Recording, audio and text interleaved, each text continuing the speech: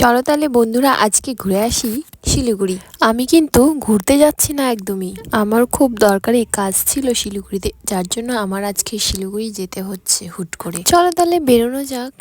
বাড়ি বন্ধ করে আমি বেরিয়ে রাস্তায় চলে আসলাম। রাস্তায় এসে দেখি রেডি হয়ে বাইক নিয়ে দাঁড়িয়ে রয়েছে আমার জন্য গাইস। ওই যে বললাম না প্রত্যেকবার আমি লেট করি গাইস, যা হয় আমার সাথে সবসময়। আমার এই জীবনে আর মনে হয় না যে আমি ফার্স্টে কোনোদিন রেডি হয়ে বেরোতে পারবো।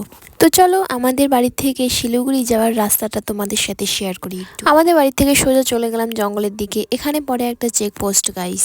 এই রাস্তা দিয়ে ক্রসিং করতে গেলে এখানটায় এন্ট্রি করে যেতে হয় গাইস সকলকে। লোকালদের তো দেখলেই পার হতে দেয়, কিন্তু যদি বাইরের কেউ আসে তাহলে হয়তো একটু সমস্যা হতে পারে গাইস। রাস্তাটা যতটা শর্টকাট ততটাই কিন্তু রিস্কি, কারণ মাঝে সাঝে এই রাস্তা ক্রসিং করতে বনজন্তু দেখা যায় গাইস। জঙ্গলের ওপারে যেরকম একটা চেকপোস্ট ছিল, জঙ্গলটার এপারেও কিন্তু একটা চেকপোস্ট বসে সব সময় গাইস। জঙ্গলটা ক্রসিং করে কিছুক্ষণ পথ ধরে গেলেই কিন্তু পড়ে যায় ভানুচক বলে এক মোড়। সেই মোড়টা ক্রসিং করেই আমরা চলে আসি শালুগাড়ায়।